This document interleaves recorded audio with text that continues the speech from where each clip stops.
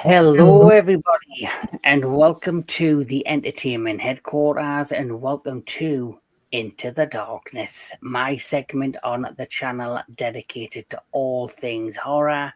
And today we're here to talk about a much loved classic franchise, where the first film in the franchise is considered one of the greatest horror films ever made.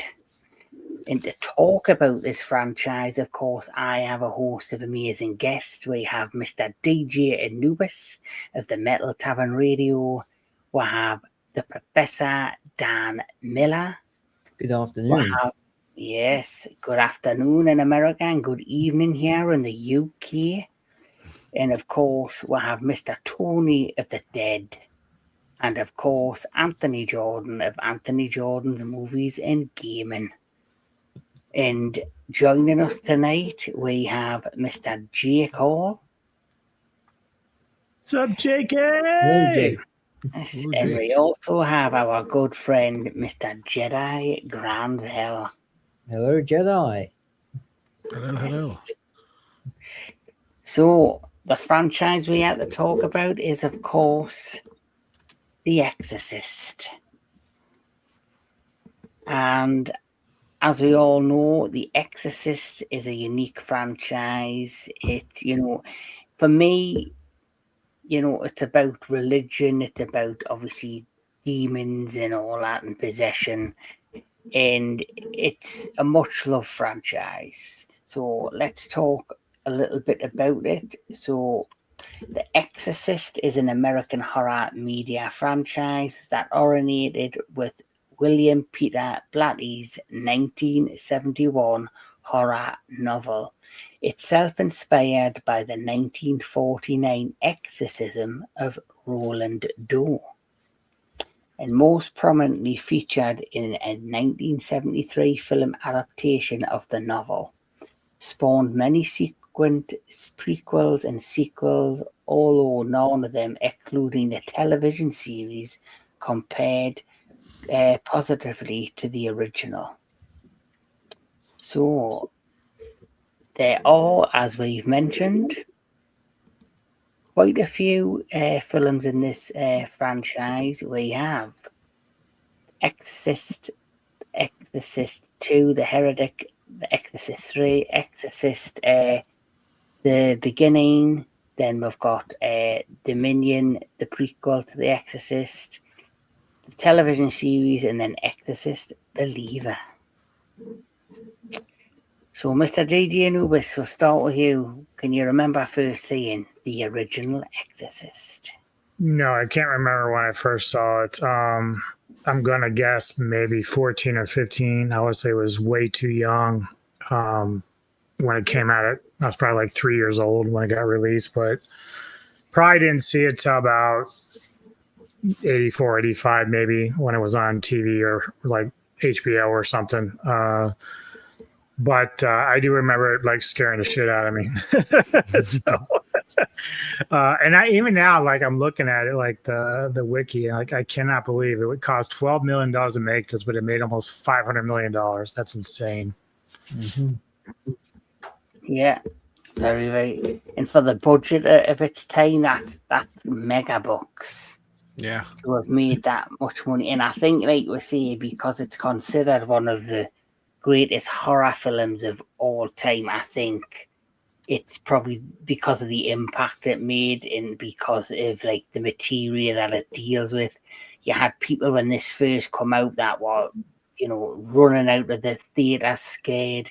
You had people vomiting in the aisles of the theatre. You even had some cases of people collapsing and acting like they were possessed themselves. Yep. So it's very impactful movie. Daniel Miller, can you remember when you first seen The Exorcist? Absolutely. We were in college at the time. The whole class was sat down in order to watch The Exorcist because we were doing examples of horror from the 70s, and this was the theatrical cut. Now I knew vaguely about The Exorcist because I heard it was a successful horror film based on a novel of the same name. But when I saw the movie for the first time, it was, for its time, pushing a lot of boundaries. And even today, some scenes, which we'll talk about later, are very much pushing the edge in terms of graphicness and what they were allowed to show on screen, which is surprising to know that some of them actually were filmed at all. But the reaction I remember from myself was, shit. Are you talking about? Are you talking about this scene? No, no, no, not that scene, Kevin. But no, not that scene. But in the entire class, though, hearing about the reactions from audiences of the 70s, it was just like, at least for half the movie, exactly what happened in the theaters in the classroom. Some of the students were screaming, some of them just wanted to get out of the room, and it's incredible that since 1973, this movie has not lost an ounce of its power, even today. Yeah. And it's influenced a lot of movies. Like any, possession type film takes what it can from The Exorcist, because at the end it's the first major one that made such an impact. Yeah. Look at that piece of music I sent you yesterday from the anime Death Note. Yes. The character L's theme is The Exorcist, 2 bells with a few more bells and whistles added. That's true. And another thing I want to quickly put on about the Exorcist, to quote Mark Kermode in his documentary The Fear of God, which is about the making of The Exorcist, people looked at it as two ways. It was a great, I guess you'd say, commercial for Catholicism in terms of how many people turned to the church after seeing it, whereas others saw it as an abomination, seeing traces of the devil within the very celluloid of each frame. Yeah, it's such a unique movie. In terms of look, style, and it did generally frighten you, because it feels like the tone of it and the character, and obviously Linda Blair, who did an amazing job as a young child playing Regan, being possessed, and even she, long after the movie, had lots of back right now, if you're a young child actor, you have on the set, you have therapists and things of that nature to talk to. If you're mentally struggling with the role or things going on in set. Back then there was none of that, and she did say in interviews afterwards that it did take its toll on her as she got older, because of the impact it had on her when she was such a young age. But obviously she's in a much better place now. That just shows you the kind of role she had and what she put into that role. That's what's so funny about her, because she just kind of went on to do a few more horror films after that, but rewatching that a week ago, her acting in that is amazing, just flat out amazing.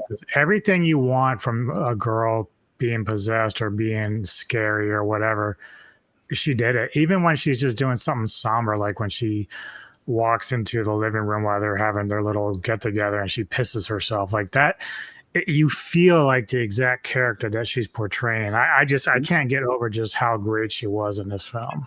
Oh yeah, definitely. Yeah. And then even years later, after she obviously come around and she did the second movie, she even made fun of herself. She did Repossessed, the comedy, the comedy sketch movie about the Exorcist. Even that she returned for that, which was a blast in its own right. But Tony, can you remember your first time seeing The Exorcist? Yeah, when I was growing up, my cousins and I would always get together and have sleepovers and stuff. And I don't know why our parents let us, but we rented The Exorcist. And mind you, I'm 12 maybe, and my youngest cousin's 5 years younger than me, and he was watching this, and the other cousin is 2 years younger than me, but we're watching this, and of course it scared the crap out of us, but like being that we're all together, it was like kind of fun. But yet, and I told Newis this the other day, the part where you first see the face flash, we were watching that, and we all was like, what was that? And at the time we had the slow motion button on the remote, which was like amazing to us. So we slowed it down to see what it was, and we all just were like, oh my God, and we turned it off. We ended up finishing the movie, but like, yeah, it freaked us out. So yeah, I have that in my mind whenever I think of this. Like, it's just very disturbing, even just like an image of her face. Like I have the book as well, but not the same one Dan has. It's in the attic. But which you won't go get anymore. no, that it's like the older cover, and it has like her face like looking up, like, and it's like kind of distorted. It's creepy as hell. Like this movie, yeah, it hasn't lost anything, and just the things that she went through, especially like where she's banging up and down, and they don't realize that she's actually getting hurt, and that's real reaction. Yeah, it's crazy. Crazy. Like you say, like Kojira said, intense performances, and like you mentioned, Tony, she really got hurt, and there were real bruises, and not only was she physically tired, she was mentally tired. But years down the line, people are still talking about her amazing performance. Yeah. But Anthony Jordan, can you remember your first time seeing The Exorcist? Yeah, but before, I got kind of a funny theatrical story about this movie. My mom got to see this in theater when it first came out. She went with a couple of her sisters and her brother, and none of them, even though they were over 18, like cared about ID or had it, much less a driver's license. And they were acting like a fool, so when they went to pay for the tickets, they got carded. My mom, who was under 18, walks up like a mature, reasonable adult. I'll take 4 tickets for The Exorcist. The lady at the ticket just took the money and gave her the tickets. Nice. I always found that kind of humorous that it was a minor that had to get 4 adults into the movie. But my first time... Okay, now, and I do see the intensity now, but I have always heard how intense this movie was. And I saw this for the first time in October 2001. Now, flash forward back to the previous month. What notable event happened? 2001, was that? The planes. The World Trade. Oh, yeah. So, after just all that, seeing those horrible real images on screen, like my first time watching it, like it just didn't seem that intense to me because of just how much more brutal reality was at the time. I still liked it, but now watching it more as an adult, I do get the intensity, and like the one scene that affects me the most isn't even one of the possession scenes. It's when she's at the doctor's office and like they put that probe in her neck and the blood's just shooting out. And I'm not squeamish about blood, but something about that medical procedure scene just makes me squirm, and it's just great performances all the way through. And I love how it feels very documentary-esque up until the point The Exorcist begins. I'm the same way with that scene, Anthony. From the first time I saw it to now, I can't look at it the same. It's like, especially for the times, like I feel like if they were to do that nowadays, it would probably be a lot simpler. Yeah. And back then it was a little more like, barbaric, if you will. Out of the probe. Oh, I don't like that either. Yeah. You are not alone. As the Jedi says, the director of The Exorcist obviously has directed the French collection. William Friedkin. Yeah. Another amazing Sorcerer. yes. So The Exorcist is a 1973 American supernatural horror film directed by William Friedkin from a screenplay by William Peter Blatty, the same of the creator of the book. The film stars Ellen Burstyn, Max von Sydow. Is it Sydow? Is that how you spell his name? Max Sydow. von Sydow. I always say Sydow for whatever reason. Max von Sydow, Jason Miller, and Linda Blair, and follows the demonic possession of a young girl and the attempt to rescue her through an exorcism by 2 Catholic priests. And there's some images from the movie itself. Oh, yeah. Yes. So the film obviously starts off where the mother is an actress and she's about to film a new feature film. And she hires this apartment in New York City, or this big house, in New York City. And suddenly our daughter begins to act differently, like you mentioned. She starts getting quite aggressive, violent outbursts. And she notices these kind of changes in her daughter. And the cast is brilliant in this. Like Ellen Burstyn, who plays the mother, is fantastic as well. She obviously also returned for Exorcist Believer. Is like the older version of the original character, which is the link to the Exorcist. And apparently, if Exorcist Deceiver had went ahead, if it hadn't bombed at the box office, the plan is to bring in Linda Blair into the second chapter of the 2-part revival. But because of obviously the first Exorcist Believer bombed, who didn't return. So, Daniel Miller, your overall thought of like this, how the film starts and how it leads slowly into what soon becomes this horrendous possession. Right. The film starts, interestingly enough, not so much in Georgetown in Washington, where the huge majority of the story begins, but it opens up in the Iraqi desert in an archaeology site. It's here we're introduced to Father Merrin, who is the leading priest in The Exorcist, in the exorcism of Regan McNeil in the climax. And all is fine until he uncovers something at the dig site, which has this very ominous and sinister presence. And we get this impression that he's seen, or at least knows, of this presence.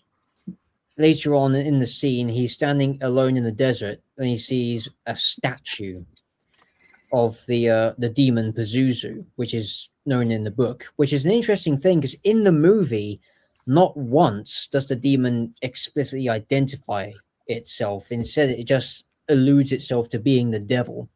And you would think that because some of the things that it does to Regan are sinister enough to make it the devil.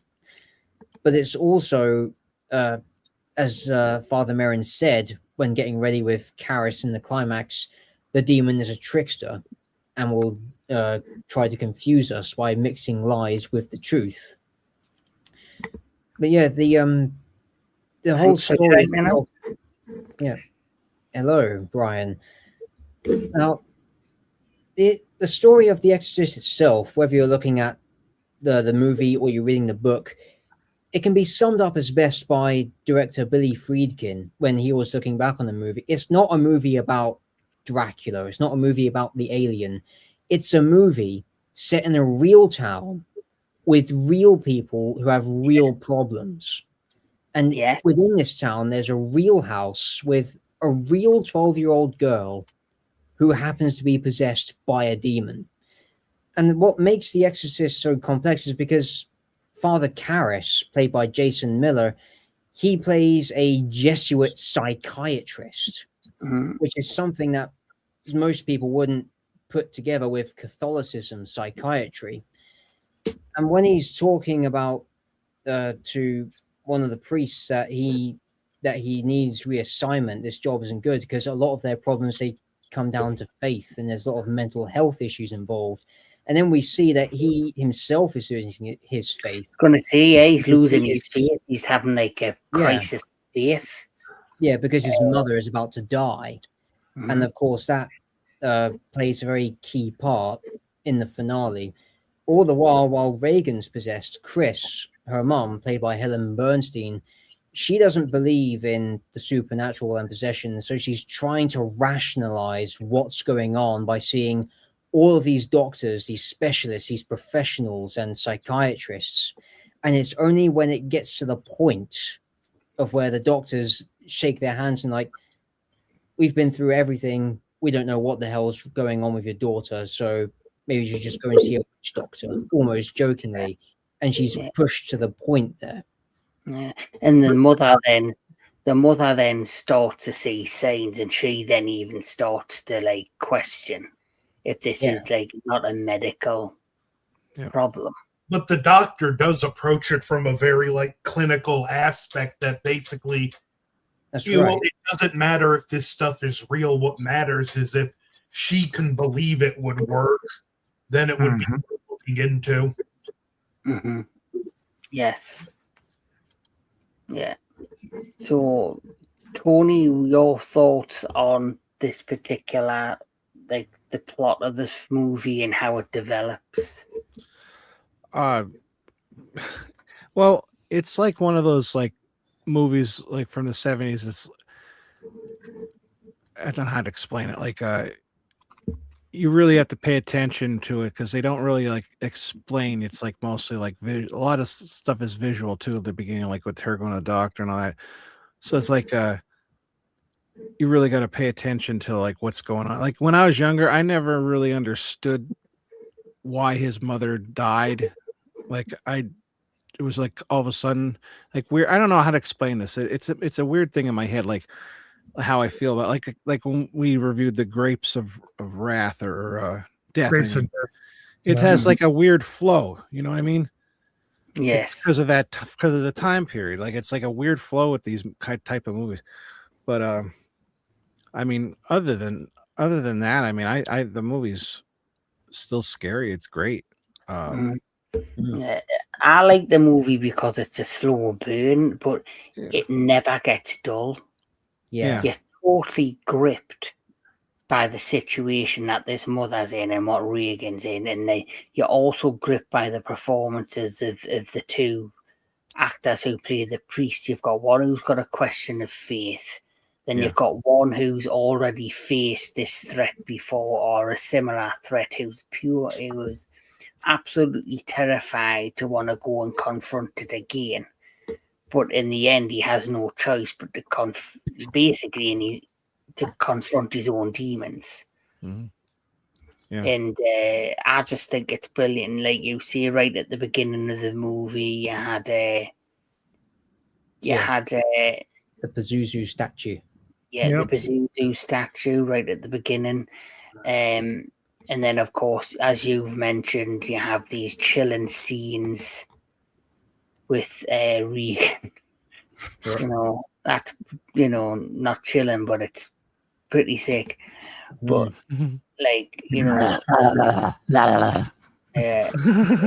just crazy. But Anubis, how do you feel about like the plot of this movie and how it progresses?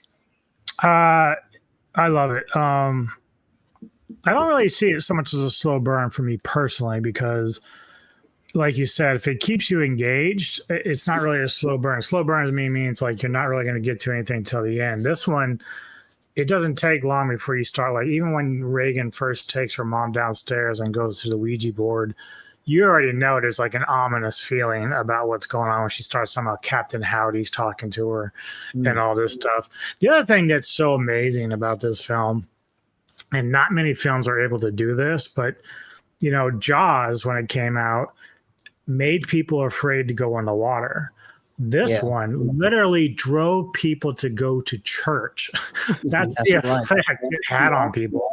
So just think about a movie that scares you this much that it literally scares the Christ into you. Not out of you, into you. So that's the thing. I think it's such an empowering thing in storytelling and movie making that it would do that. Yeah. Yes. And to add on to Anubis's point very quickly, Jaws was 2 years after The Exorcist. Yep. Mm. And as he said, they both succeed in making people afraid of Yep. what they perceive to be out there. And here's the thing, though, because retrospectively, they both attack it from a grounded, realistic perspective. Yep. With Yeah. Lily Friedkin's documentary style of directing grounds everything, even most of the exorcism itself, in a realistic lens. Like there's no fantastical appearance of Jesus with a halo around his head, holding up his hand and brushing a cross on Reagan's forehead and purging the demon. That's not even in there. And it's like, for instance, when you look at Jaws, it makes you afraid of the water. You don't see the shark that often because you would never see it. And because you would only feel it when it grabs you. And that's what makes both of those movies compelling, is their approach to the subject matter of their respective fears and underlying themes. Yeah, well, this is why, for me personally, the 70s and the 80s is my favorite era for filmmaking, because I just think the films we're getting nowadays, they're so hollow and empty, where films back in the day, because you didn't have, special effects the way we do, the studios weren't on the level they are now. Like it's felt as if there was more passion put into these kind of movies, or for writing, especially for writing. Now, because we're in the era of streaming, the amount of hollow shit and crap we get put on Amazon, on Netflix, and they just all the odd thing that they make that's really good, but then the rest of it's just crap. Because they need to fill subscriptions, they need to keep people watching, they need to keep people, spending the money on streaming. But the 70s and the 80s did amazing for storytelling and writing and filmmaking. That's why I love these particular movies, including The Exorcist. And going back to the film, I like the ending of this movie where we're all said and done and they're performing the exorcism.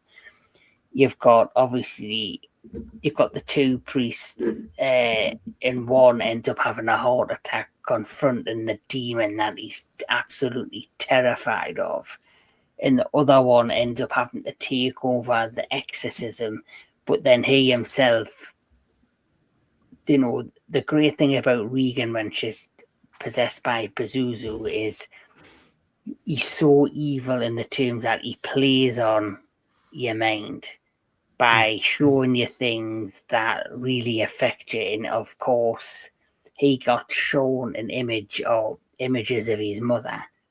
And the ending of the movie where he basically goes and attacks Regan to basically try and expel the demon. And he himself then gets possessed, but to save her, he then sacrifices himself. And he jumps out that window. I just thought I really fell for him by the end of the film. Yeah.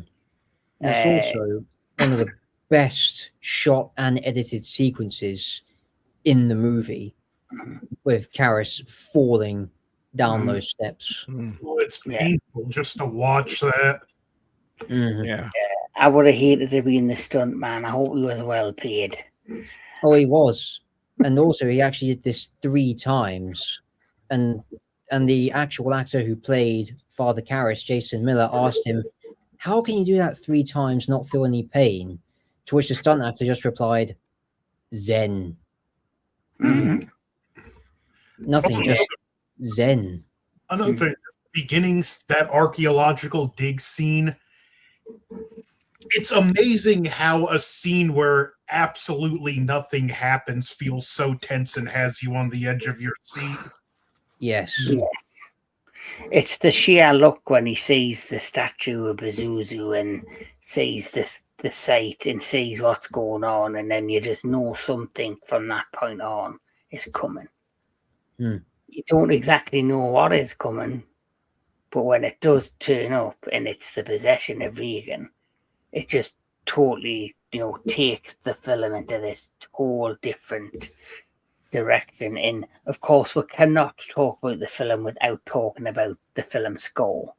Now, the theme of The Exorcist is just an all-time movie classic now. Yeah.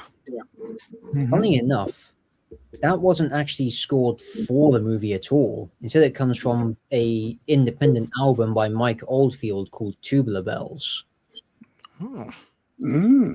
Now, there was a composer, Lalo Schifrin, who was contracted to write a full orchestral score, but during recording, director Friedkin hated the music, so he took all of the recording tapes, went out the front door of the studio and threw them into the street and said, "That's where that shit belongs," and said went to albums to score the music with. Oh, nice. And as Anubis mentioned, because of the impact of this movie, people are going to church, people are like frightened of getting possessed, and it cost 12 million to make, and it made 441 million at the box office. That is incredible. Yeah, like you will never hear of that kind of success again. I don't think so. But because of the success of obviously William Friedkin's direction style and the success of the movie, and of course William Peter Blady's novel, we are treated to a mixture of sequels. And when I say a mixture of sequels, because the results of the sequels are mixed. So let's talk about Exorcist 2, The Heretic. So, Anubis, do you want to talk about this one? You know, I think I've only seen this is like the second time I've seen this, and the last time was like a long time ago. Because I certainly don't want to talk about this one because I think it's garbage. Yeah. Well, to be honest, like it starts out okay. Like I don't mind that it's coming back to Reagan and trying to play off of that, but as you start to get around to the midway point, it really starts to kind of lose its way, and it doesn't really know what it wants to do. It's either going to be all about Reagan or it's going to be about the priest, and so it's just kind of like branching off in about 50 different directions, and that's where it gets lost. And that's why I kind of lose interest towards the end of the film, because I'm like, what am I supposed to be waiting for here? Like, is it about her or is it about the priest? Like, I'm really curious here because it's all over the place. Yeah.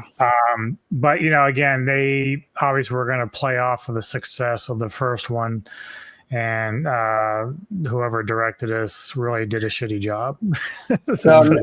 John Boorman directed this one. Yeah. And it cost 14 million, and not surprised, it only made 30.7 million at the box office. Oh, by the way, I looked it up, and The Exorcist back then, would you say 442 million it made? Mm-hmm. Today, it would be 3.23 billion. Yeah. Wow. That's insane. I don't know if there has been any horror films that's crossed the $1 billion mark. Not sure. No. But Horror Mind, I'm going to say this, over the last 3 or 4 years, the world of Hollywood and every genre for me has kind of been a mixed bag. The one consistent genre in Hollywood is horror. Like this year alone, I seen Primate, thought it was great. I went to see Send Help, Sam Raimi, thought that was great. I do think horror is the only genre that is being very consistent right now. But The Exorcist 2, The Heretic, is a 1977 American supernatural science fiction horror film directed by John Boorman and written by William Goodhart. It is the second installment in the Exorcist film series and the sequel to The Exorcist. Linda Blair, Richard Burton, Louise Fletcher, Max von Sydow, Kitty Wynn, Paul Henrid, and James Earl Jones star in this film. It was the last film to feature veteran actor Paul Henrid before his death in 1992. Set 4 years after the previous film, the film centers on the now 16-year-old Regan McNeil, who is still recovering from her previous demonic possession. I just want to ask the returning cast members, what dirt did they have on them to get them to come back for this movie? Oh dear. It could have been the fact that when, especially with Linda Blair, with her being so young in the first one, even though she was young, she probably didn't know the impact the first one made. Or Well, she probably did, but then she probably thought, wow, I could probably make a lot of money. And they probably sold her on the idea that, oh, honey, you just did a killer job in the first one, so you're going to make bank on this. Yeah. You see how much we made on that movie? Yeah. It's a sequel. Back then, I don't know if sequels back then were tainted like they are now. Like, oh, it's part 2, I think it depends on what franchise it is. Now, because studios are lazy and they've got nothing else to do, but guess what? There'll be Jurassic Park or Jurassic World 35 the time I'm 80-year-old. Yeah. I'm telling you now. And just how many of those additional sequels were because of a freaking candy bar? Mm-hmm. Let's be honest, they took the piss in the new right back in the day in Back to the Future 2 when you had Jaws, what was it, 30 or something on the 19. So it's becoming reality. Shark still looks fake. Yep. Yeah. So obviously this film focuses on the character of Regan McNeil, Father Philip Lamont, and basically he is being asked to investigate the death of Father Merrin from the first film 3 years after the exorcism. Regan's now at this school, just there to work on herself, and as he investigates, he then discovers the legend of Pazuzu and in the connection there, and it's all about psychic abilities and how it's connected to the demon, and the plot for me just goes in a whole direction I never possibly thought it would go in. Somehow the demon's connected to a locust, yet there's another locust that flapping its wings can disorient the other locusts, and I have no clue what they're talking about. The queen, the good locust or something, or the queen locust. Reagan's the good locust, and the demon's the evil locust. Oh God, I hated that so fucking much. Give me a fucking Woman. Sorry. Oh no! I mean, this is a prime example of pick your directors and writers carefully. John Boorman said that he didn't like The Exorcist, and when making The Exorcist 2, he sought to make something completely different and make it his own movie. Which, you want to make it your own movie, go right ahead, but at least show some respect to what came before. Yeah. Exorcist 2 does not. This is my biggest problem is it's pretentious. And it's not just that, it's the studio made 400 million off the first one. You would think you would be very careful where you tread to try and recapture that kind of money that you made. At least do it where the priest got possessed or something. There's no possession in it. There's no exorcism. It's just like a car crash for me. It's not even pretentious. This film is the equivalent to a guy who acts like he has a full-blown doctorate from a university, only when you look on his wall at his house, all he has is a PhD from the community college. Yep. Good point. The Deliverance. Oh, I don't know. I never saw Deliverance, but I Is know, about it. Is that the recent one, or that was on Netflix? With I think he's thinking about the one with Burt Reynolds. Yeah. Yeah, that's a long time ago. Long Oh, ago. right. I'm gonna see it. I thought if he's done the Deliverance that's on Netflix, that was me and Dan watched that and reviewed it. That was pretty good. No, totally different. And I thought to myself, well, if he has done that, he's clearly done a redo because people know that his version of The Exorcist 2 sucked. I think if you don't like the previous movie, why are you going to do the sequel in the first place? yeah. It makes no sense. And what's crazy is there's a really good cast, and even had Ennio Morricone scoring the soundtrack, which completely baffles my mind, because listening to it on its own, it's the sort of thing that you expect to hear while having an acid trip. It's not up to his standards. No, I'm like, this is the same guy who composed The Good, the Bad, and the Ugly. And would go on to do the soundtrack for John Carpenter's The Thing. Yes. Yeah. What the hell's going on? He clearly just thought, fuck it. Evidently. Cha-ching. I'm getting a paycheck for this. What do I care? Right. He might have just seen how bad it was and thought, I'm not going to do good work on this shit. I'm not wasting my time on this. Yeah, he probably said, I'm going to bang this one out in 2 hours. I'll be back.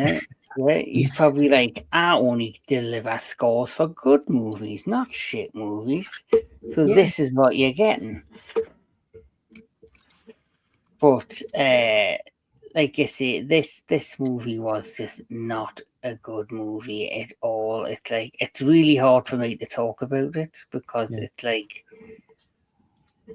I don't know how to talk about this one, to be fair. If you want. Oh, sorry. There's some images from the movie. Over the years, I had tried to watch this movie on a handful of times and I could never make it through. And even this time, I was just watching it on autopilot, just because it's just that hard of a movie to sit through. The only good thing I liked about this movie was the start where you see him in Latin America and he goes to try and do an exorcism on the girl. Oh, yeah. And it feels in this. That for me, the opening of the movie was great. Yeah. That should have been the whole movie right there. Yeah. The end. That was great. But once you get past the opening, it's just a slow burn death. Yeah. That's no pun intended. It's not even a slow burn. It barely smolders. Yes. They couldn't even light the match, Anthony. No, they didn't. It's a little bit of smoke and the flame gets suffocated. Mm-hmm. Yep. Definitely. Now, there's an interesting story about this film's release. According to the previous film's director, Billy Friedkin, he went to a screening of Exorcist 2 where the executives and the other filmmakers went to. And someone in the audience, halfway through the movie, stood up and said, "Who made this piece of shit?" Then someone else turned around and called out the filmmakers in the back, and it was like, "Get them!" And the entire theater got up, chased the filmmakers out of the cinema, down a few city blocks where they had to be picked up and driven out of the streets away from the mob. That's crazy. And then afterwards, this movie was pulled from theaters mid-run, re-edited, and then re-released. And the re-edits did not help either. That's crazy. Oh, God. So I think we'll all agree this film is not the best. No. Nope. It's Linda Blair, though, when she did the tap dancing, did a pretty damn good job. But anyway, let's move on to something that's not going to drive me fucking crazy. We're going to talk about Exorcist 3. So this film, Exorcist 3, came out in 1990.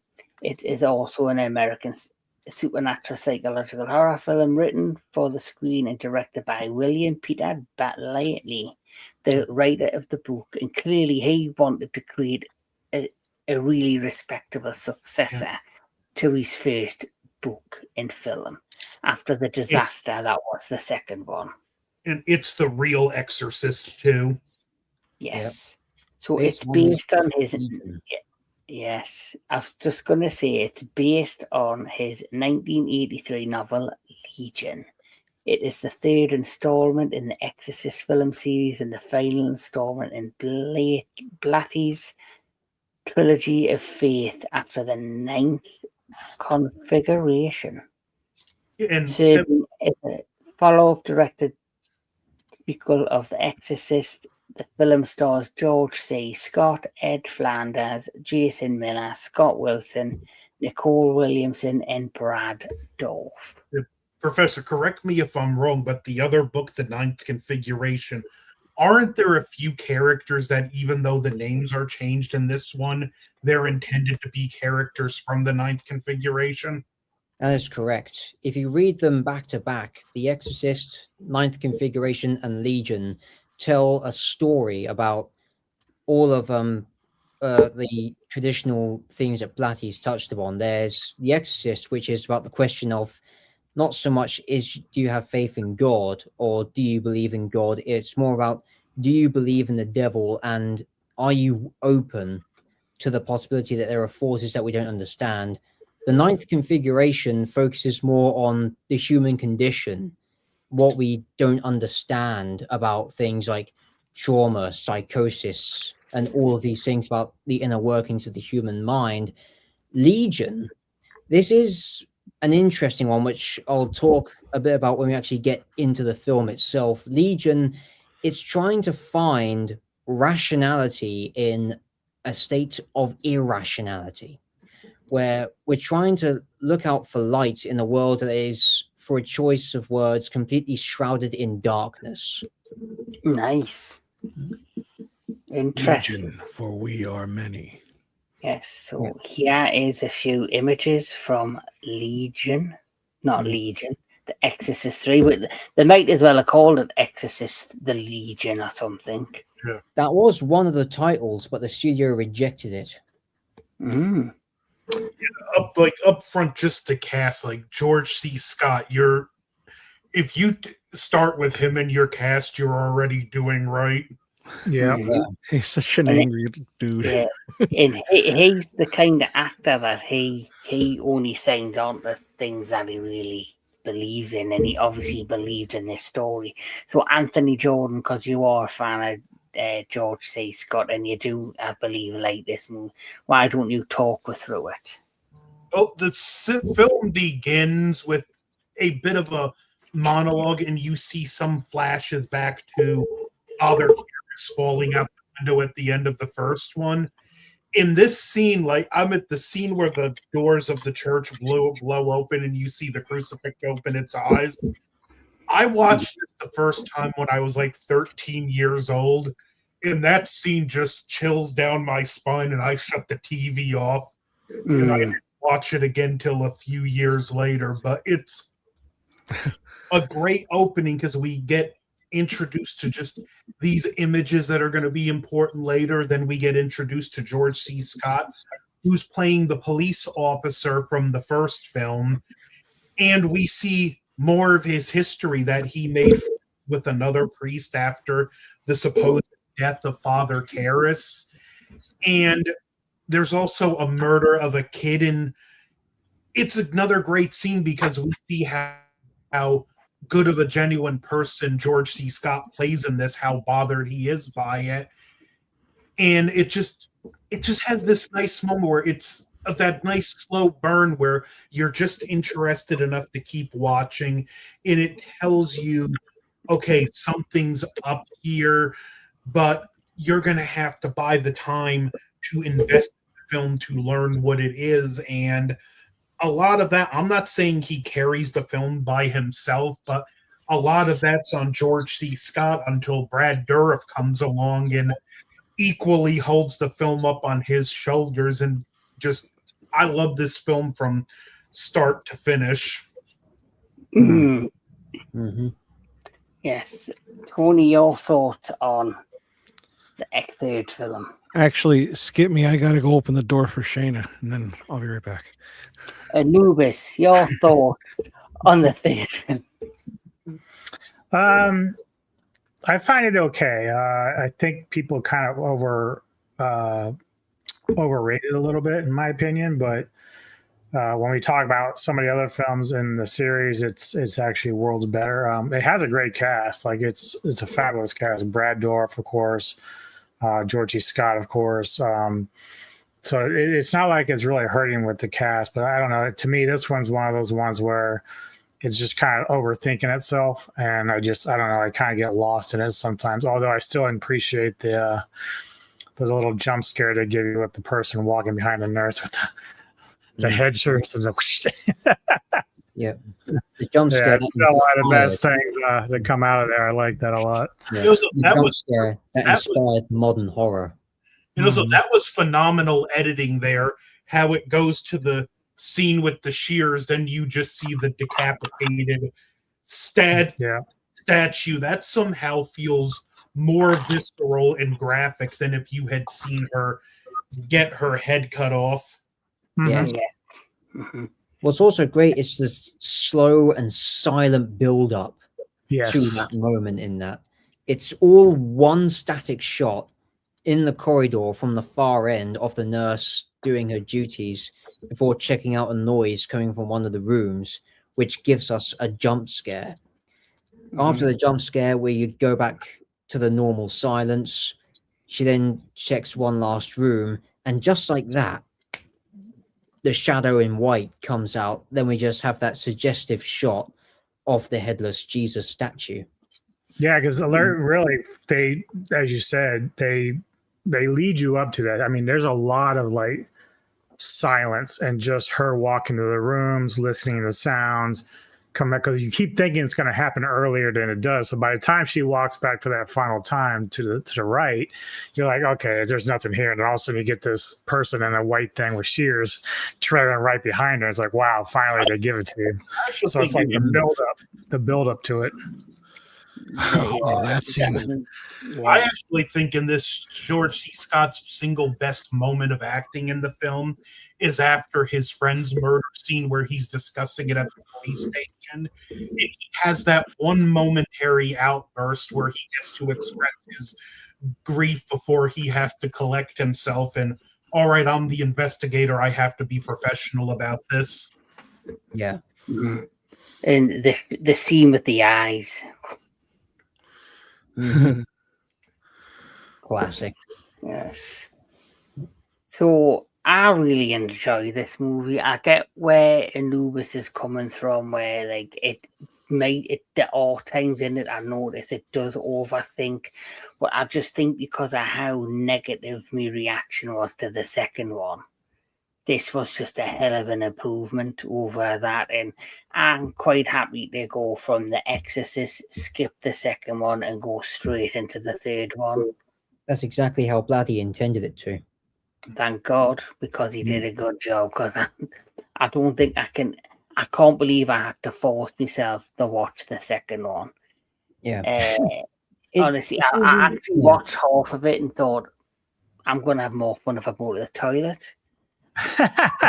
It's easy to look at it this way. Exorcist 2, The Heretic, it doesn't even exist, let alone being canon. It's not a movie.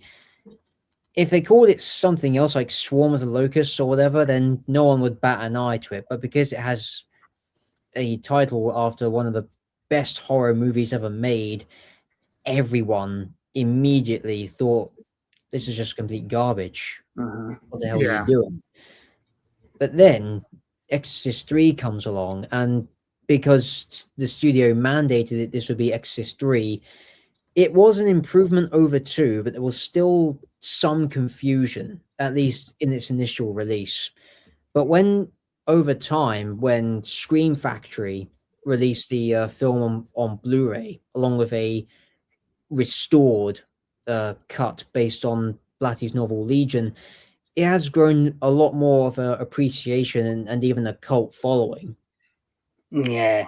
Mm-hmm. Oh yeah, yeah. The cult following is huge with this film now. Yeah. Yeah. I think, like you say, because I think people who never appreciated when it first come out,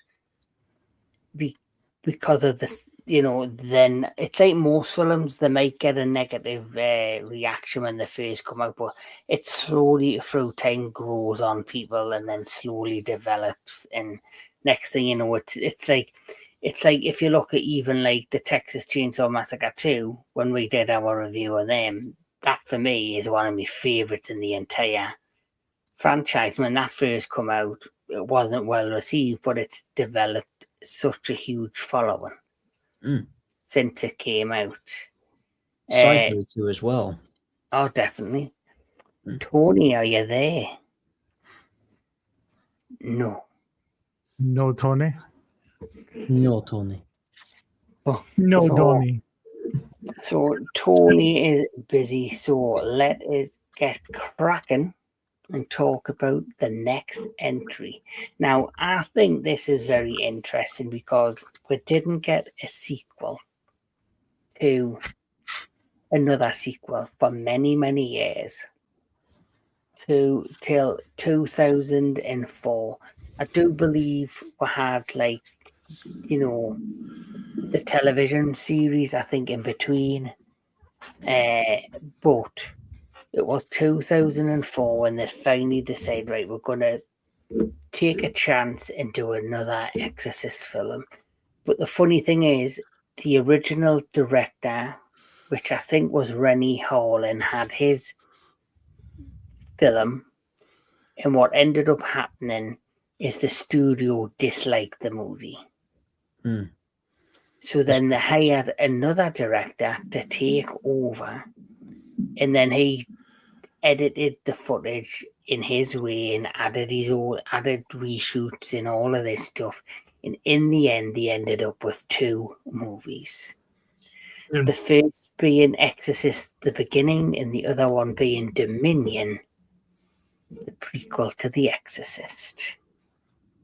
And for me, it's kind of the opposite of The Exorcist 3, where I think the studio was right to mandate the changes they did. Where with this one, I'm like, they should have just let the original vision be the only film. Yes. And what's more, it has stronger visual continuity with the original, namely when Merrin is in the basement of the church they find in Africa and he sees the Pazuzu statue. That makes sense. Look retroactively when we look back at the Iraq sequence in the original, because we get the impression Merrin has seen this before somewhere. Yeah. And it's even mentioned later on in the story. So when you see him here, he sees this, he's got this look like, oh shit, yeah, we'll go again. Plus, in the Dominion version, the person who's possessed in that one, because it's 2 different characters in both versions, the way his face is, it looks almost identical to the flashes of the face you see in the first one. Yes. Yeah. But so the next sequel was Exorcist the Beginning.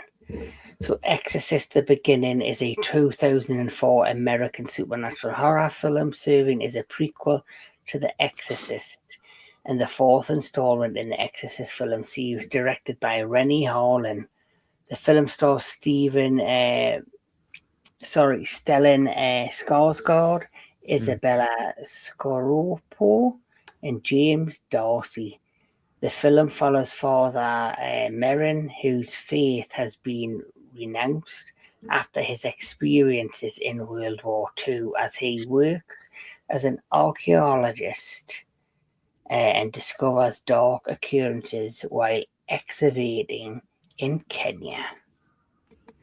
So the fact that I found out this backstory that there was one particular film being made, the studio weren't happy with it. So they did countless reshoots. And when they did the reshoots, it led to the eventuality of having 2 films, which I don't know if I've ever heard that be done before. Because if you think about it, if you've got 2 lots of footage, you would think the majority of the film would feature the same footage. Right. But No. but obviously what they were able to do, I thought was quite inventive. So the story, of course, of the beginning is basically where he's out in Kenya, he's excavating, and then you've got like, you know, the little boy, and then you've got the where's my images? Is this the right one? No, Nope. that's that piece of shit. It won't leave it. It just won't leave me alone. I need to cleanse my mind of it. I need to watch something. This'll do. You know, one day Kevin's The gonna power be, of Christ compels you. one day Kevin's gonna be an old man. He's gonna be at some store somewhere. He's gonna turn around and look at a copy of The Exorcist 2, and it's gonna be like that shot from the beginning of the first film with Father Marin looking at the statue. Yeah. Save your servant who trusts in you, my God, and let him find in you a fortified tower safe from the reaches of the enemy. Ah. Let that Jesus again, fuck Paul. you. Sorry, I had to get it out. There it is. I just think of that part. I think of James Woods. Tony, in the name of the Father, and the Son, and the Holy Ghost. I've lost. work. I've lost what I was gonna do because Daniel's in the middle of his method acting there. Yeah. But the plot obviously begins in the is it called the Byzantine Empire? An injured priest, he wanders through the aftermath of a bloody and desolated battle, and you know he comes across an impaled priest in the death throes holding a Pazuzu head pendant. And then it skips to Cairo in 1946 with young Father Merrin struggling with his shattered faith after obviously the events that transpire in Germany. The plot of this one in Cairo, I thought it was interesting, but I'll be quite honest, I quite like the plot of Dominion better. I don't know how you feel about that one. Did you get to watch Dominion, Anthony? The copy you sent me was in a foreign language without subtitles, but I have seen it before, and I like Dominion a whole lot more. See, I prefer Dominion. Which one do you prefer, Daniel? I've seen the beginning cut the most, and I have seen the Dominion cut once online, and I think that there are elements in both that work, but at the same time, there is a lot of elements that also contradict the source material. And I'm thinking that if they were going to change this, then they should at least have tightened up continuity wise while making the necessary changes. Yes, the beginning cut features the Pazuzu statue. That would have been great to keep in when they were reshooting it. But then there was the whole subplot with Merrin having a love interest in the nurse and having her and being possessed, mimicking Regan. Now this to me, as great as it looks effects wise, it looks terrifying. It's ultimately echoing Reagan McNeil, but at the end of the day, it's visual fan service at its It core. also reminds me, it looks like what for it me is. something out of Evil Dead.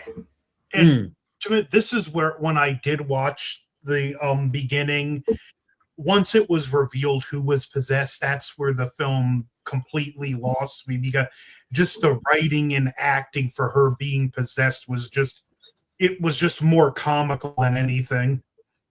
Yeah, it felt like a cheap version of the first film.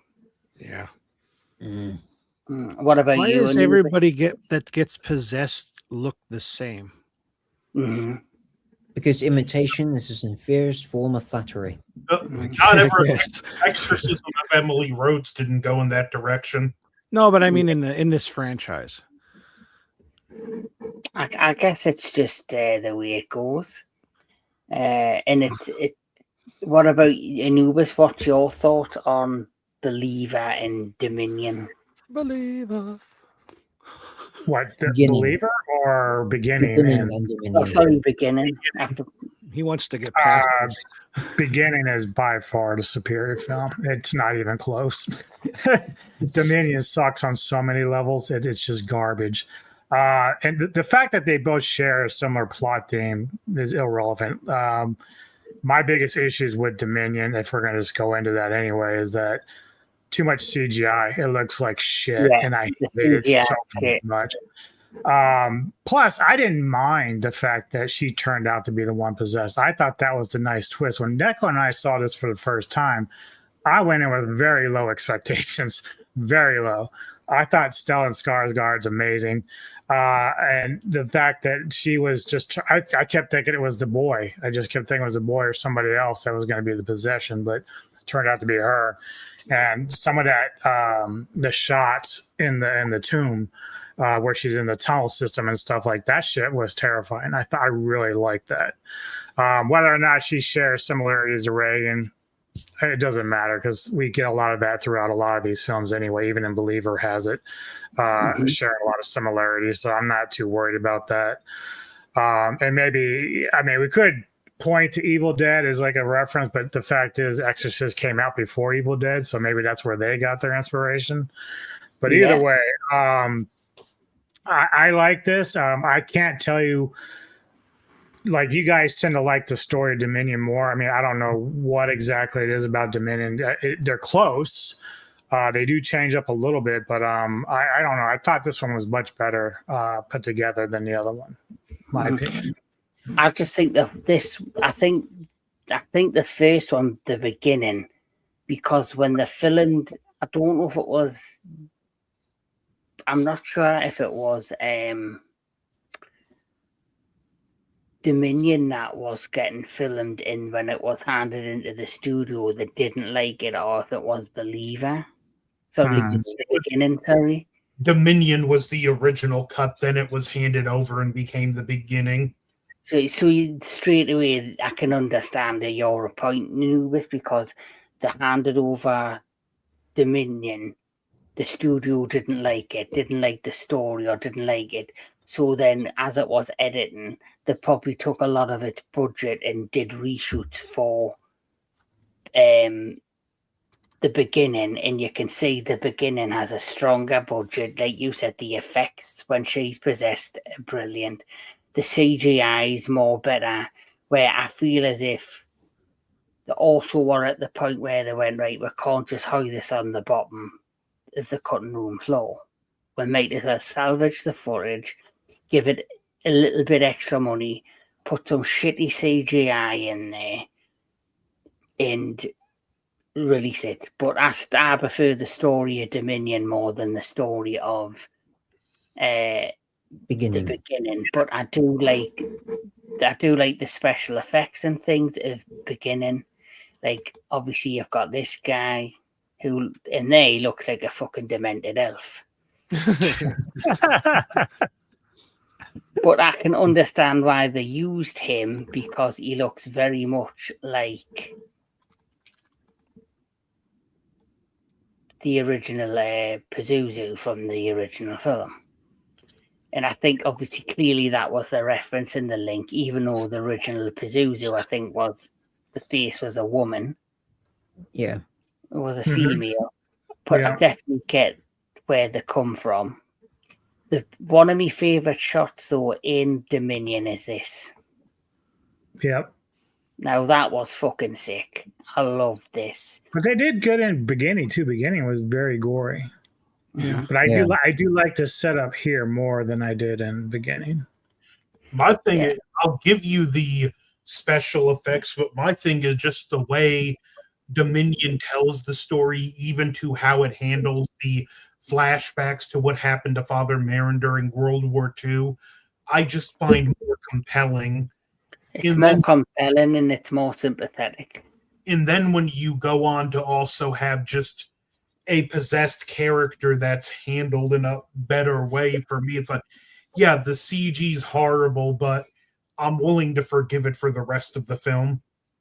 I agree with the CG. I was pissing myself laughing Anubis. where he goes up to get Chi-Chi when he's in the mountains and he sees him limping and he goes to see him, and then you see the CGI fucking hyenas come out, I thought. Well, those are bad too. But even beginning did better with that than Dimension did.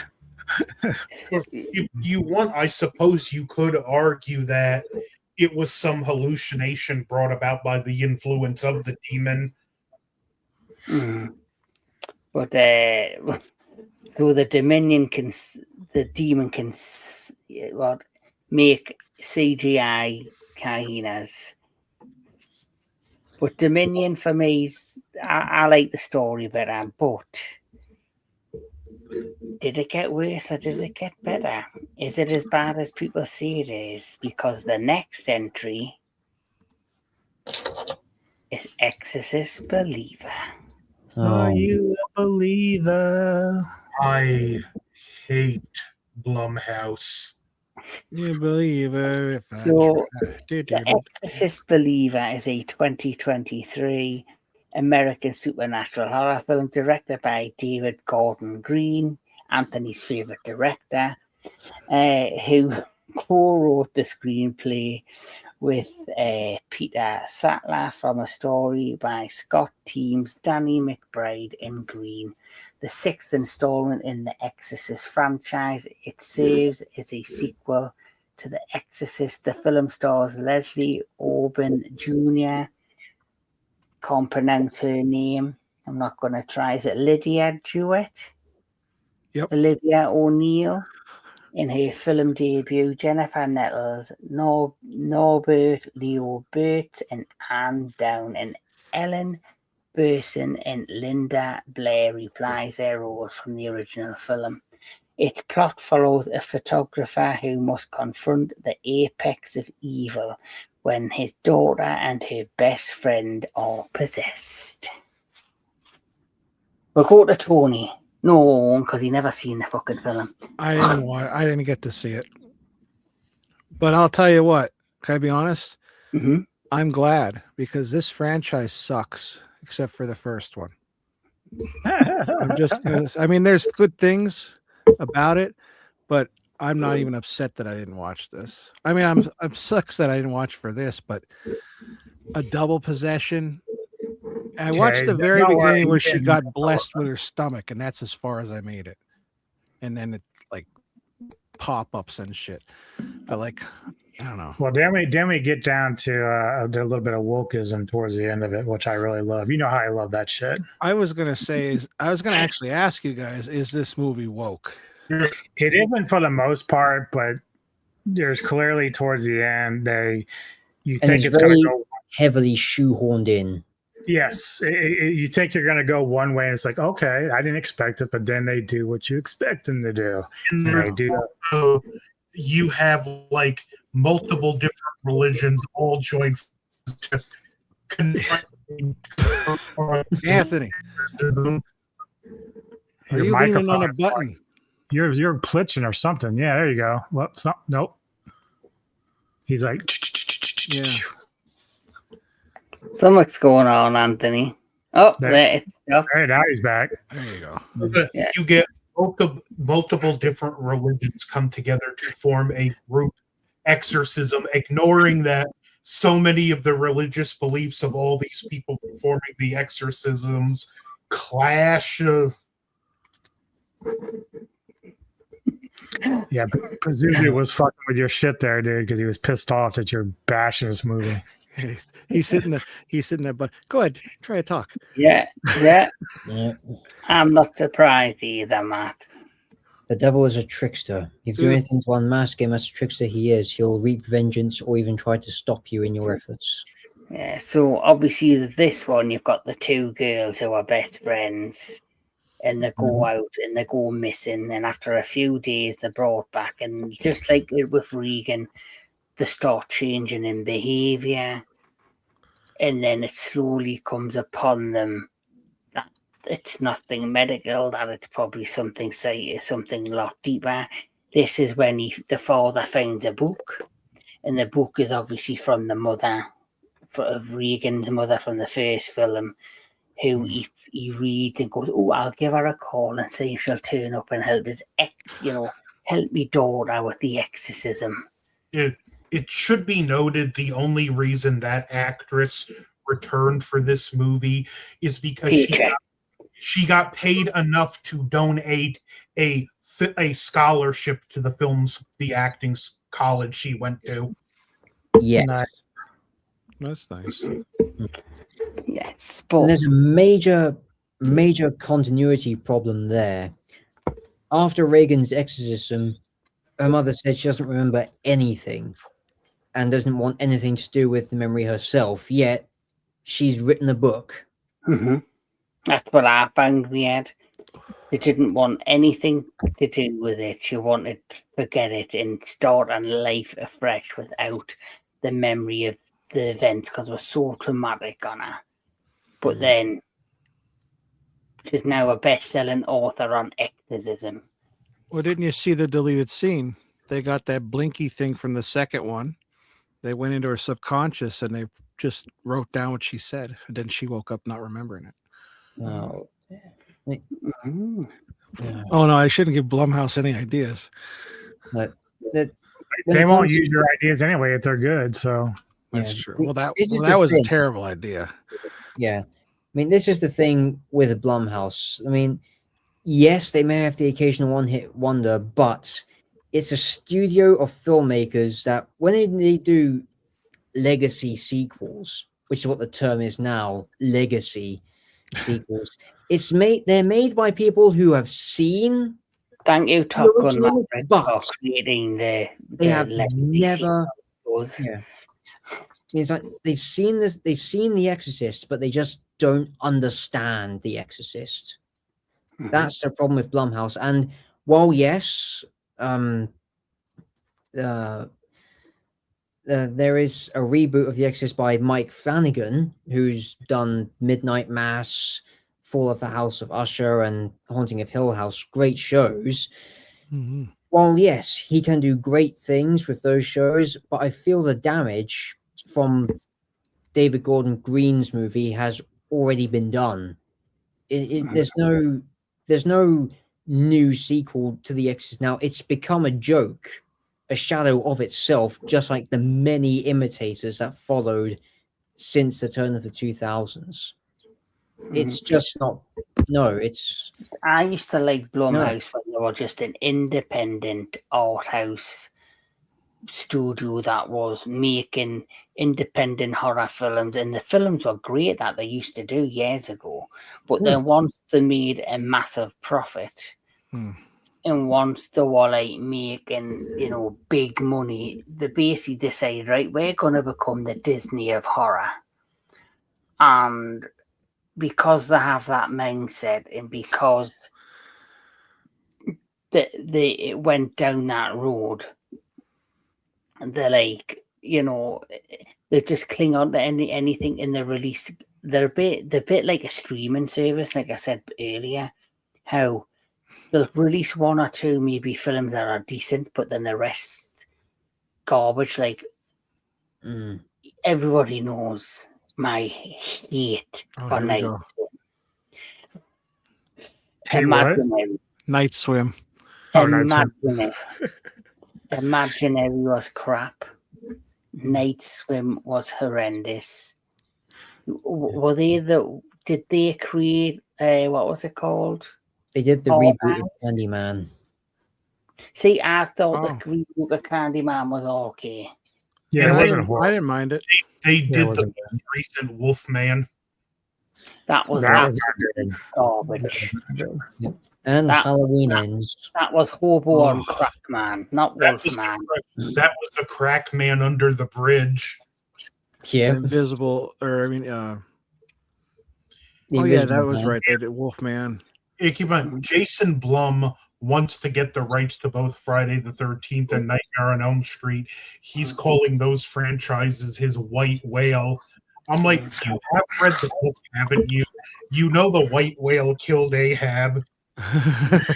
Then let them make them. I'm convinced that Jason just wants to ruin every franchise. I think that's what he wants to do. Yep.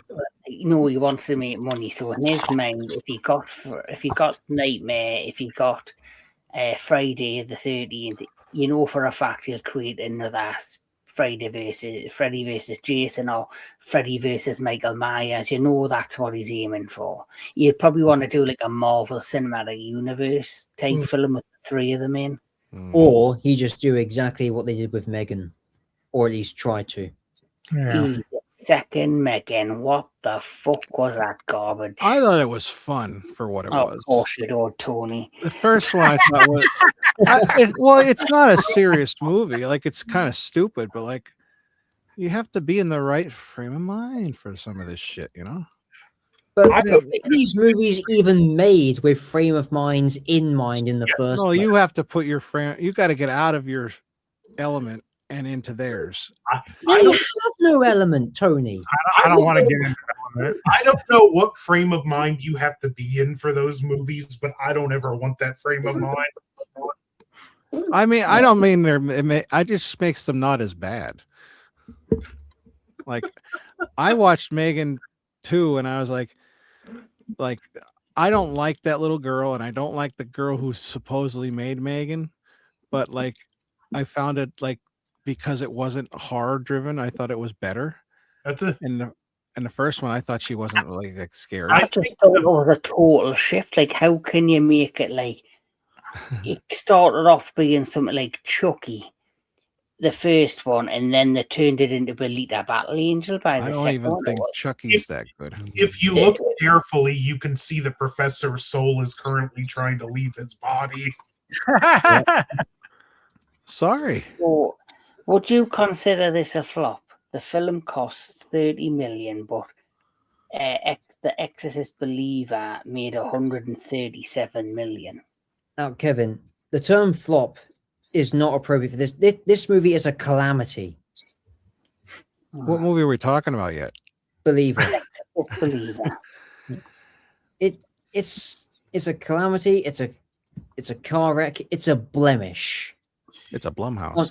It's a Blumhouse blemish on a cult classic franchise. Nothing more, nothing less. A very nasty blemish. I think what happened is because it was planned to be the Exorcist Believer and the Exorcist Deceiver. I Then the don't Exorcist think it's the Deceiver. box office that affected Deceiver being made. I think it was the negativity. So it received universal negative reviews. So the studio decided to change direction. Following the poor reception and that was the planned trilogy was scrapped in the following year, with the franchise being rebooted under Mike Flanagan. I seen one review for this on YouTube, and the person literally called it better than the original. Within 48 hours, that review was deleted. Well, good thing. Mm. So, Anubis, what's your thought on Believer? In some ways, similar to Heretic, where like the first half, like I kind of got into it. I don't think you need two girls for this. It really wasn't necessary. Even if you went with just the black girl, would have been fine. But then it just really starts getting stupid. Like when I saw the trailer and saw her walking down the church aisle, I thought, okay, we're gonna go there with that. That's cool. Maybe she'll piss blood or something. That'd be sweet. No, we didn't even get that. But the thing is, like, the best thing about this, unfortunately, is the very end when Reagan shows up to her mother after her mother's been blinded, and I thought that was a nice, touching moment for the film. But that's really the best part of it. That's the best part of the film. Mm-hmm. And that's not saying, right? If you have to watch Heretic or Believer again, which one would you watch? Why you gotta do that, man? Because I'm a bitch. Honestly, I'd probably watch Heretic because even in that film, Linda Blair is still great and her acting still great. Daniel, would you watch Believer or Heretic again? I'd have to stick on principle and say, as much as I find it pretentious and antithetical to the original, I'd have to stick with Heretic. Blumhouse, no, I'm not even worth a time of day. No, just no. I mean, I gave them a chance with Halloween. I thought the first Halloween was pretty good. It was nicely shot, had some really good gore effects, and some elements were very nicely directed. Halloween Kills, it was very turbulent. It did have some good moments, but it was just a very, very flawed, very Evil awful dies written tonight. script, in my opinion. Then Halloween Ends, just abysmal. Just absolutely abysmal. Then this movie comes along. It's not even a car crash. It's not even a calamity. It's not even a flop. It's, as I say, it's a blemish. That's all I have to describe Believer. It's a blemish. It's a Blumhouse. Well, wait till Blumhouse release the Gilman movie next year. No. I'm gonna watch it, but I'm not going into it with high hopes. So there isn't an actual Gilman movie that I know of. There will be now that you said that. It's in the ether. Jason went, huh? Oh, you look so sad and depressed, Daniel. I'm sorry. Can't do that to the Gilman, though. No. Anthony, Believer or Heretic? I would rather this arm be on fire again. Oh, wow. That's some serious pain there. Yeah, Well, really. Tony hasn't seen Believer. He's never gonna watch Believer, so he'll have to watch Heretic again. Just based on what you guys are saying, it sounds like a good choice. As for me, I'd probably have to watch neither one of them again. And No, you can't do can't. One or the other. You don't pull this rules for thee, but not for me shit. Yeah, that's quite a Blumhouse. You have to choose as well. That's a Blumhouse move. That's right. A Blumhouse move. You never let us finish. Okay, let us. He's talking like he's possessed. All I heard was. Yeah, most women do. No, so if I had to, I would not watch either one of them again. Well, but because I would probably have to watch Believer. We gave you shit. Anthony didn't really answer either, so. Arm on Fire was not A, B, or C. That's true. Come on, then. Come on, good give Anthony some shit. He says too. He deserves shit. Bump that motherfucker right the fuck out of here. No, but as I was going to say, I wouldn't watch either one of them again.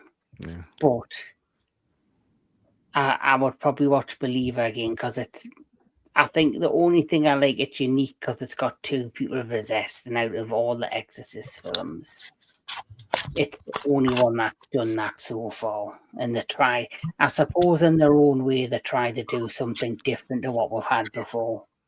Well, at the same time, right?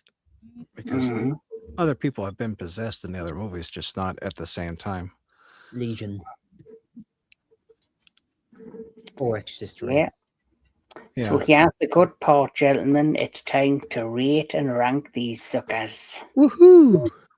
So we're going to start with Anthony Jordan.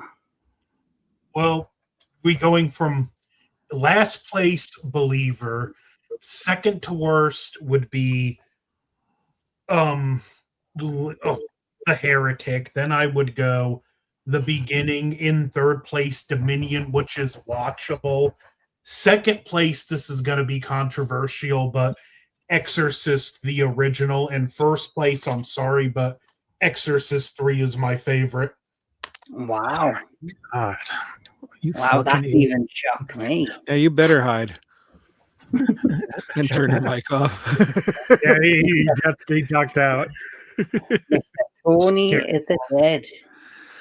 Well, I didn't watch Dominion. I watched The Beginning because I heard that it was the same thing. So I thought, I'm not watching the same one twice.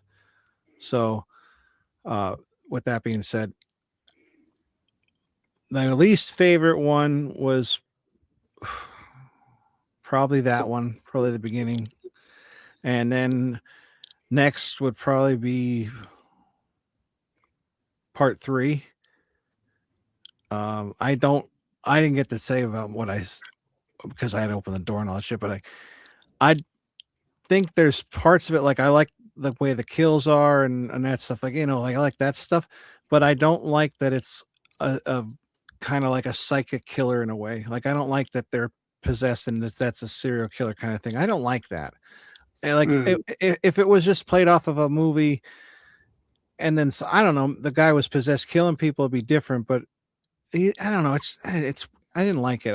It was the first time I watched it too. But Brad Dourif, it might as well just be a movie starring Brad Dourif because he was the only great thing in it to me. Like I thought he was great, but also I will say that the priest that was friends with the cop was like my favorite priest I've ever seen in a movie, besides the kung fu kicking priest in Dead Alive.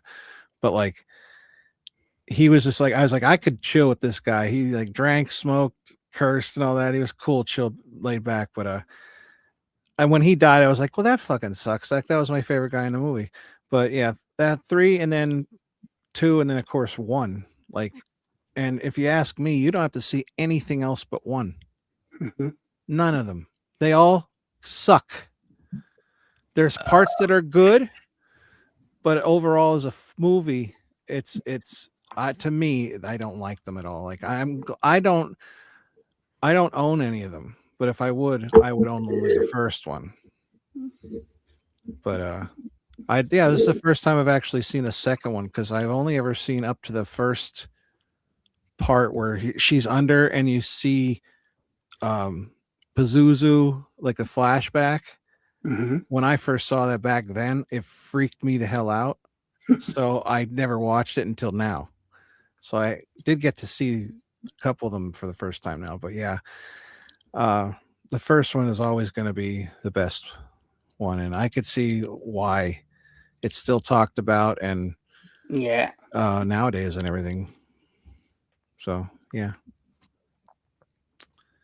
Yes. So, Daniel Miller, you're up. Right. I'm going to give my my ratings and then very quickly some additional notes on the first and third Exorcist. So at the very bottom of the barrel, Believer, followed by, now this is, at first it's going to be Exorcist 2, then it's going to be a tie between The Beginning and The Dominion, but because it tells the story a bit better, Dominion goes above Beginning. And then on then both sharing number one, which I did in Psycho on last year's retrospective of the Psycho franchise. Number one is both The Exorcist and Exorcist 3. And I'm going to explain why this is. Because of writer and director William Peter Blatty, Exorcist 3, or its sequel adaptation, or the sequel novel adapted from Legion, it's really the only sequel that matters. Because when you weigh them against one another, The Exorcist, the original, as well as tapping into questions of faith and fundamental human psyche, and is actually quite elevated in its terror and even its violence regarding Reagan's possession. Exorcist 3 is a lot more subdued, and actually has a very heavy sense of a very heavy ominous weighing throughout the entire film from the very beginning up until the final end. And it's here in Exorcist 3 we're actually treated to a world that feels post Reagan's exorcism, in a world that's, for a choice of words, post God, where God has been outcast from his own domain. Hence why when the priests are killed in Exorcist 3, the power of good that the audience relied on in The Exorcist, it's not there. At least not until Father Morning arrives to confront the Gemini who possesses Karis's corpse. And it's also a testament to the dark recesses of the human psyche in a world where there's no explanation, at least rationally, in a world of the unexplainable and also of constant darkness. And it's interesting to note that this actually comes from looking at the story from the perspective of George C. Scott's character. Like when he has the dream and he's in heaven, you notice that Fabio plays one of the angels in that scene, which is true to Kinderman's perspective. When he's talking with Father Dyer, he says the whole world is a homicide victim. I'm just laughing when you mentioned Fabio, because I still laugh about the time he was on the roller coaster. The ghost attacked him. Since you mentioned with that other priest, I should also add that whole good, it doesn't feel like it's truly restored until, because the priest isn't even able to succeed until Kinderman also finds his faith again. Exactly. But the thing is that Kinderman doesn't say that he believes in God, he believes in the Gemini, because it's the Gemini using Karis's corpse that convinces him of his unbelief. So he's not so much believing in the light, but in believing in the reality of what the human being is capable of physically and psychologically, because the Gemini, this is a play on the demon Legion from the Book of Mark, where Mark is about the story of Jesus who finds a man possessed by multiple spirits. In Blatty's Legion, it's one spirit possessing multiple bodies. So the parallel to that is that anyone can commit the atrocities the Gemini killer in Legion is capable of. It's not one person, it's not one idea, it's anyone and everyone.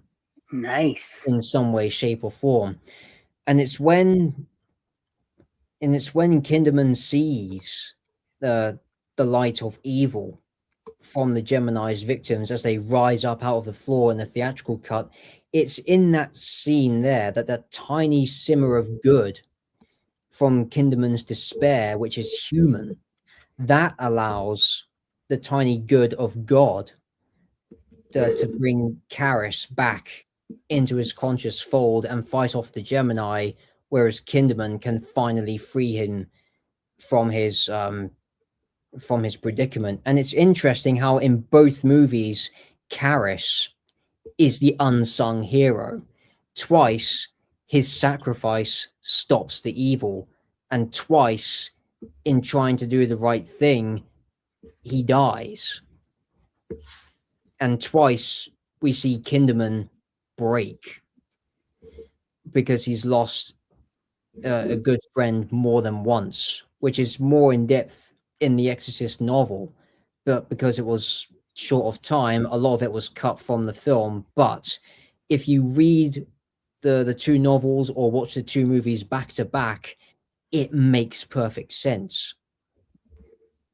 Mm-hmm. So is 3 your number one? 3 and 1 are number 1, with the Dominion being number 2, then Beginning, then Heretic, then the Blemish. Right. Cool. DJ Anubis. All right. Starting at number 6, Dominion. 1 out of 10. That movie sucks balls. I don't care what anybody says here. 5, Believer. 4 out of 10. Number 4, Exorcist 2, 5 out of 10. 3, Exorcist 3 at 6 out of 10. Number 2, The Beginning at 9 out of 10. And of course, the original 10 out of 10. Perfect film. Correct. My rankings. So at number, is it 6 films, is it? So at number 6, it'll be Heretic. That's getting a 3 out of 10. Wow. Then it'll be Believer, which gets a 4 out of 10. Then it'll be The Beginning, which gets a 5 out of 10. Then it'll be Dominion, which will get a 5 out of 10. Then it'll be Exorcist 3, which gets a 7 out of 10. Then, of course, Exorcist gets 10 out of 10. There you go. Smoke it and weep. So... What? When I was young, I took acid and watched Exorcist. I bet that was fucked up. Ain't gonna lie. I bet that was fucked up. Yeah. Yep. I took acid once and I watched Holy Grail, and I could not stop fucking laughing. And I mean, I can't stop laughing sober, but when you're fucking fucked up, it's even worse. I was high once watching Child's Play 3, and I thought I had left my body and I was Chucky. Walking around, and I was fucking terrified thinking what I was getting up to. But that's a story for another day. That don't help that you have red hair too. Precisely, Tony. Precisely. Oh. So anyway, this has been Into the Darkness. This, of course, has been our Exorcist discussion. Yes, Tony agrees. Queen Glamazona, all Exorcist sequels are terrible. All except Absolutely. 3. Nope, all of them, Dan. All of them. except 3, all of them. Tony. 3 is a masterpiece and Dominion is tolerable. Well, Queen thinks she never finished it because she fell asleep during it because it sucks. Anthony just be getting dead to me. And watch it again with a huge jug of coffee to stay awake. Mm-hmm. But anyway, this has No. been Into the Darkness. This has been our franchise discussion on The Exorcist. It's been interesting one. This one, mixed reviews, mixed feelings, but that's what makes this fun because we all get to give our points, give our feelings, agree, disagree. It's all in fun. Love these guys, love doing this with these guys. It's always a blast. But starting from the top to the bottom, tell us what's coming to your representative channels. So, Mr. DJ Anubis. Tuesday, I'll be joining Samurai and Rick Myers on Samurai's channel for Action Film Autopsy, 6 p.m. Eastern. And then Wednesday, usual with Mr. Tony the Dead down there, the Ghouls of Midnight return. My pick for this week is Pater Noster and the Mission of Light. And then Mr. Tony has selected a movie called Together. And then Thursday, I will be getting together with Mr. Jordan over there, who I'm just going to give him a lot of shit this week. But we're doing the next Kaiju Spotlight, focusing on Godzilla -1.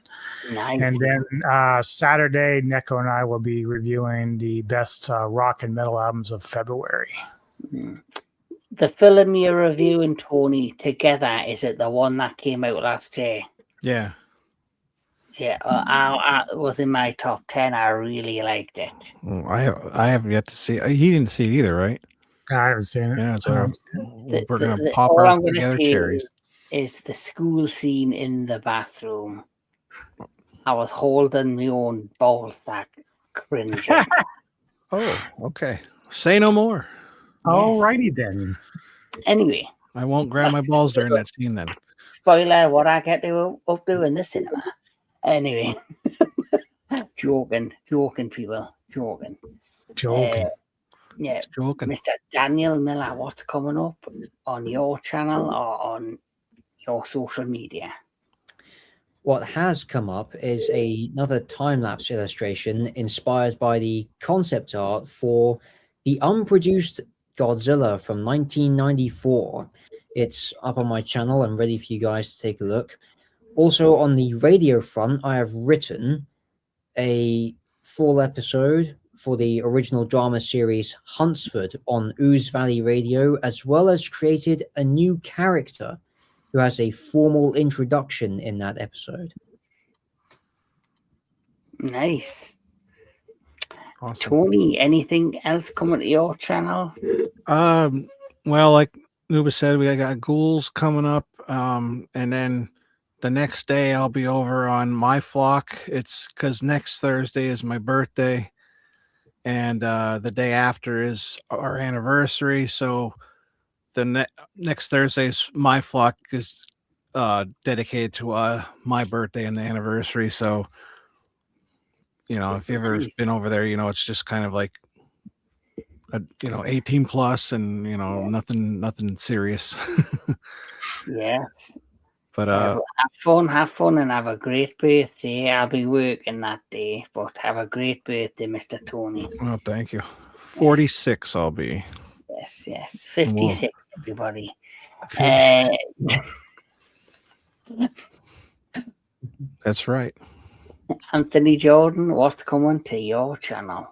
Well, I had planned to have my review for The Return of Godzilla out by now, but I had started watching The Sopranos for the first time, and that kind of pulled me in. I've watched the first two seasons really fast, so I'm going to try to get The Return of Godzilla in if I can pull myself away from watching The Sopranos long enough.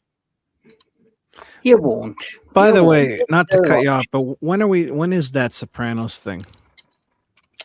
Well, I'm waiting to hear back from my friend who is joining us. Because I haven't seen any of it, so I'm going to need a little bit of time.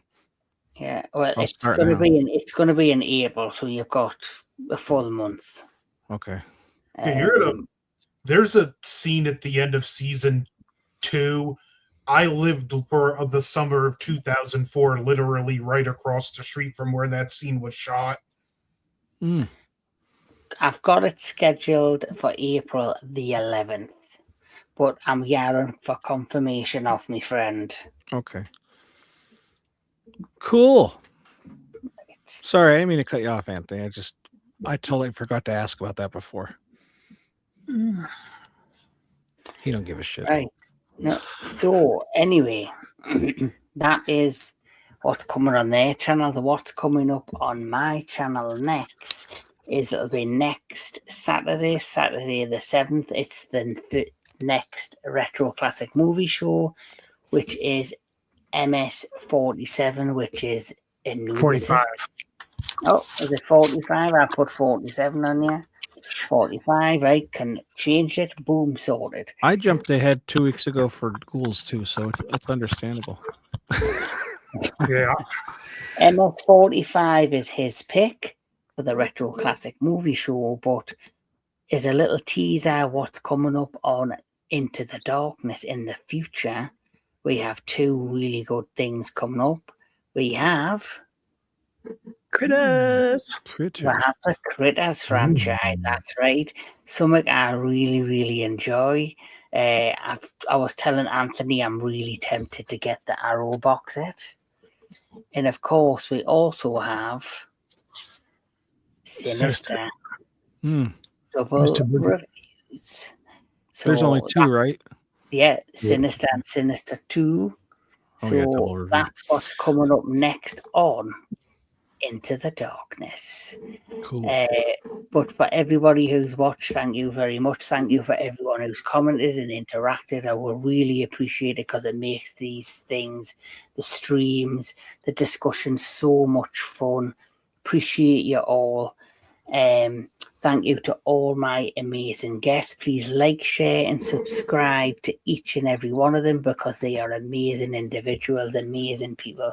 They're not just fellow content creators, they are friends, and that's what makes this so much better. But from me, from them, keep on enjoying your movies, keep on enjoying all things entertainment, and of course, keep going into the darkness.